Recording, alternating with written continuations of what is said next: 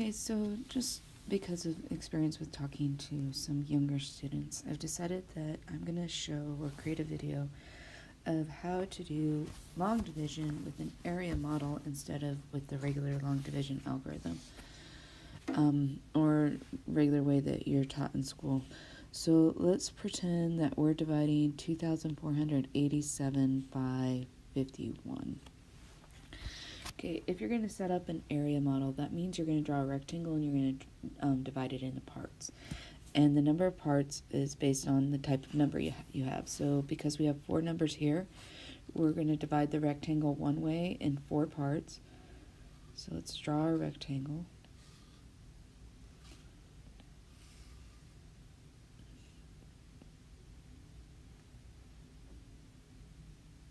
And we're going to divide this into 4 parts. So there's 1, 2, 3, and 4. And apparently I made it too big, but that's okay.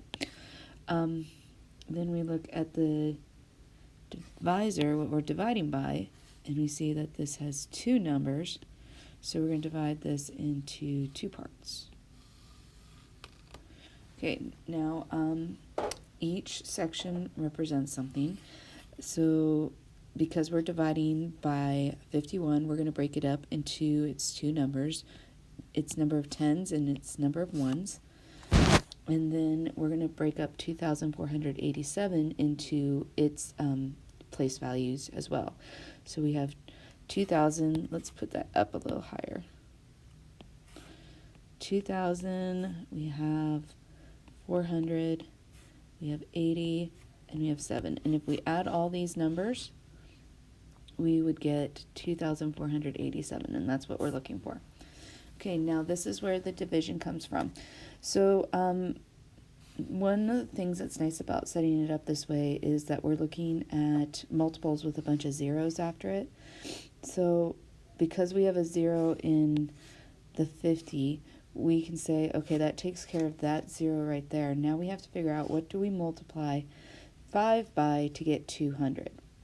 Well, we multiply 5 by 4 to get 20, and so then to get this last 0 here, we're going to make that 40.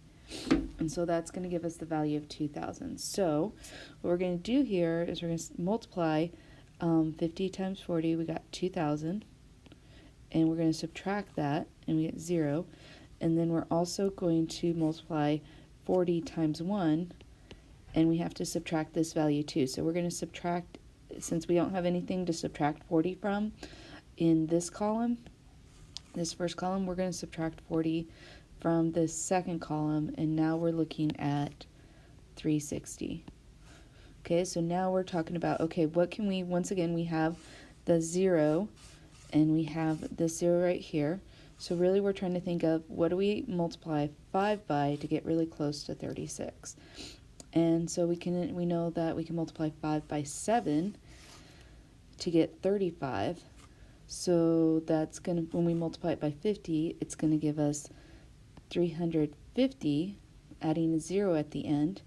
And we're going to subtract this, and we get 10. And then we are going to multiply 7 times 1, and we get 7, and we're going to subtract that. So this, because we have an extra, we're going to add over to the next column. So we're going to add 10. And then this one here, the 7, we're going to subtract. And so we put that all together, and 80 plus 10 is 90, minus 7 is going to give us 83. All right, so we have to think to ourselves, what do we multiply 50 by to get close to 83? 50 times 2 gets us 100, so that's too big, and we want to stay smaller than 83. So we're going to multiply by 1. So we got 50, and we're going to subtract that again. That gives us 33, and then we do 1 times 1. Okay, so remember, we're going to add this number over to the second column, and we're going to subtract this number to the next column. So 70 plus 33 is 40, minus 1 is 39, and this is our remainder. Okay, so now if we want our answer, we add up these numbers up here. So 40 plus 7 plus 1 is 48, and we have a remainder of 39. So this also works if we're dividing but with decimals. So let's say we have a problem like 0.3 is going to be divided into 46.1. So usually with long division we have to move the decimals around, but you actually don't have to do that with the area model as long as you remember to be able to make the 0.3 a whole value. We have to multiply by a value of 10, and we'll get into what I mean by drawing this out. So we start with our area model. We like to make it big because we're going to do work in it. Okay, we know that we have 3 numbers here, so we're going to divide this into 3 sections. And we have really only one number. Let's go ahead. Yeah, let's do one number, because if we divide it into 2 numbers and make one section 0, we're just going to have a bunch of zeros. So we're just going to go with 0.3 as our number. And so then we break this up into units. So we have 40, and we have 6, and we have 0.1. All right, so if we look at this, this is what I was talking about, remembering that you have to multiply by 10. So first of all, to get 0.3 to multiply anywhere close to 40, first we have to multiply by the value of 10, which means that we're going to put a 0 down for 10, and then we're going to take 10 times whatever number that we're going to get, multiply 3 by to get it close to 40. So the closest we can get 3 to 40 is by multiplying it by 13.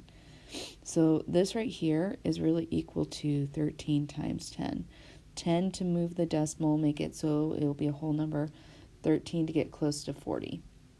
So we multiply these, and we're going to get the value of 39, and we're going to subtract, and we get a remainder of 1. Okay, so remember, then this number comes over here, and we add it. So plus 1, and we get 7. So now we got to think, okay, first I got to multiply 0.3 by 10. So I'm going to put down a 0. And then what can I multiply 3 by to get close to 7? That would be 2. So this is actually 2 times 10 to get to the value that we want. So we multiply these, and we get the value of 6. And we're going to subtract these, and we get the remainder of 1. And we bring this over to this side. We're going to add 1. So we have 1.1. All right, so this is a decimal. We do not have to multiply by 10. So really we're just thinking, because we can treat this as like, what do we multiply 3 by to get close to 11? And the same principle will have work for the decimal. So the closest we can get 3 to 11 without going over is to multiply it by 3. And that will get us to 0.9, because we didn't multiply by 10, so it doesn't move the decimal. And we're going to subtract these, and we get 0.2 left over, and this is our remainder.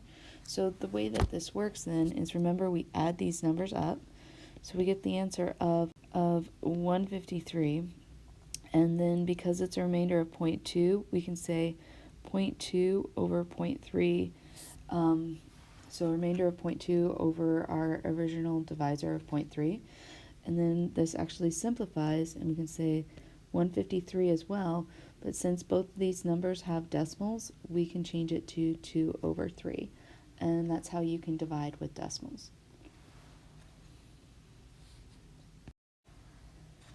All right, let's do one more example of dividing with decimals. So we got 5.6, and we're going to divide that into 872. So the reason I'm doing this example is because we'll get into it. So let's draw an area model.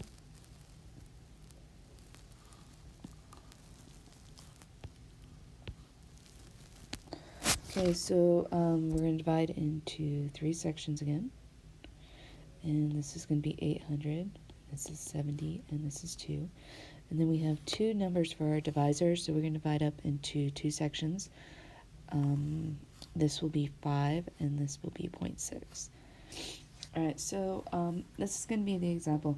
We can actually multiply 5 by something to get 800 exactly. It would be 160, so we'd have 800 subtract, we'd have 0 remainder, which isn't a problem until we multiply 160 times 0.6. So we know 6 times 0 is 0, and we know 6 times 6 is 36, and then we carry our 3. So 1 times 6 is 6 plus 3 is 9, and then we put our decimal where it's supposed to be. And so this is our problem right here. We know that we're supposed to subtract this number. So if we subtract 96, we're going to get a negative number. So nothing that we can actually equal. Basically, our number is too big. So what we're going to do is we're going to redraw our area model, and we're going to start over. If you're doing this by hand on paper, you could just also erase your work, I guess. Okay, so we have 800, and we have 70 again, and we have 2, and we have, divide this into 2 sections, and we have 5, and we have 0.6. So instead of going to 160, what we're going to multiply by is one number less than 160. I shouldn't say one number less, 10 numbers less. We're going to divide or multiply by 15, or 150. Really, if you think about it, it's we have to keep our 0 in our number that we're multiplying by to be able to take care of the first 0, and then 15 times 5 or 16 times 5 gets us close to 80. So we multiply this, we get 750, and we're going to subtract that, and we get 50. So we have something to add over. We're going to add 50 to 70, and we get 120. All right, now we got to multiply 150 times 60, or 0.6, sorry. So we know that we're going to have 0 because it's 6 times 0. And then we're going to have 6 times 5, which is also going to give us another 0. We're going to carry our 3. So 1 times 6 is 6 plus 3 is 9. So if you guys think about this, doing my work over here, times 0.6, we've got 0. 5 times 6 is 30, carry our 3. 1 times 6 plus 9. 3 is 9, and then we have our decimal right there in front of the first 0.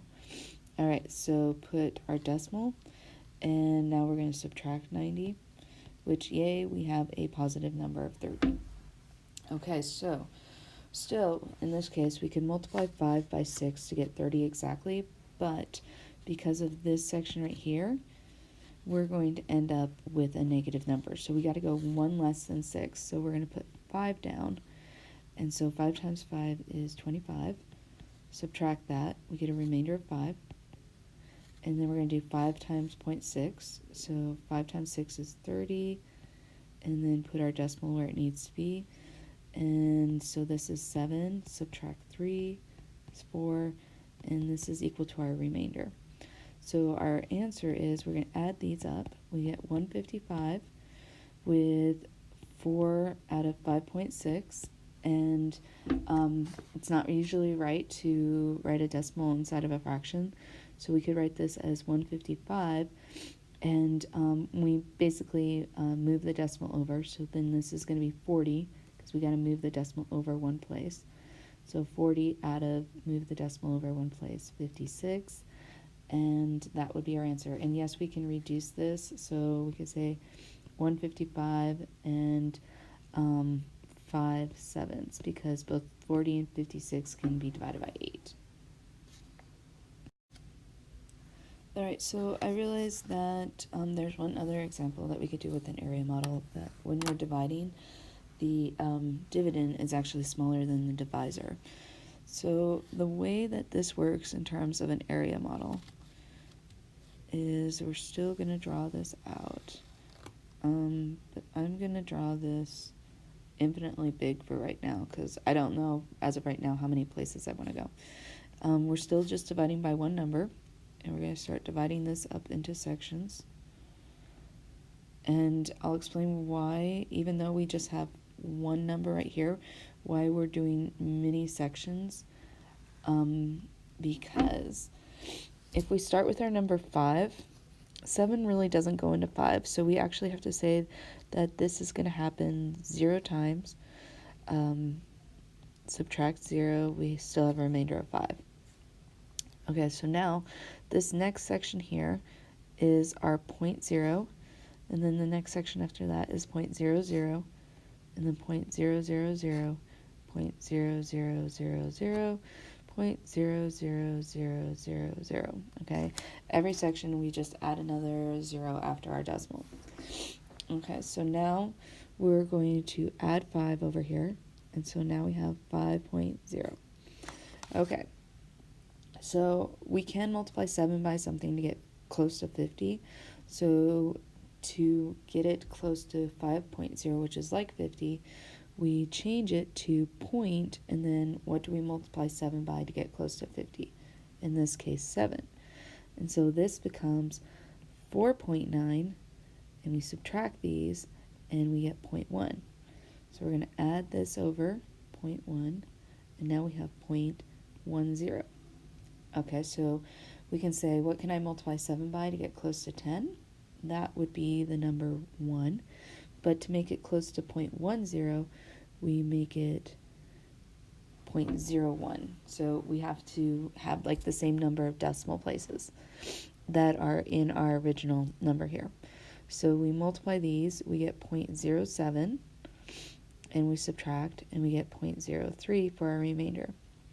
So we bring that over, 0.03, and we add these, and we get 0.030.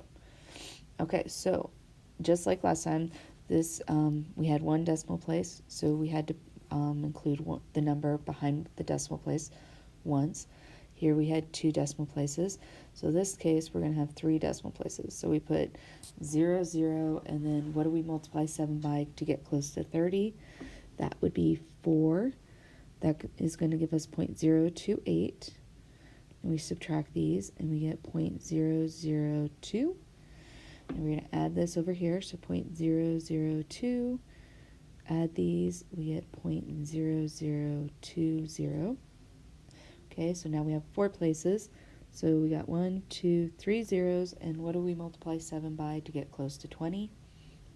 That would be 2. That's going to give us 0.0014 or 14. Subtract these, we get 0.0006, and we're going to add this over, 0.0006. Add, we got 0.00060, and you can see that this is going to keep coming. Dividing by 7 is a repeating decimal, but you can see basically how it's working. So we multiply 7 by, we've got 1, 2, 3, 4 zeros, and we can multiply 7 by 8 to get close to our answer here. So multiply by 8, and we get 0.00056. Subtract, we get 0.00004, and then we would keep going until we get back to 7 again. But basically, this is how you would divide with a decimal. If you want to keep going, or if you start out with a number smaller than what you're dividing by.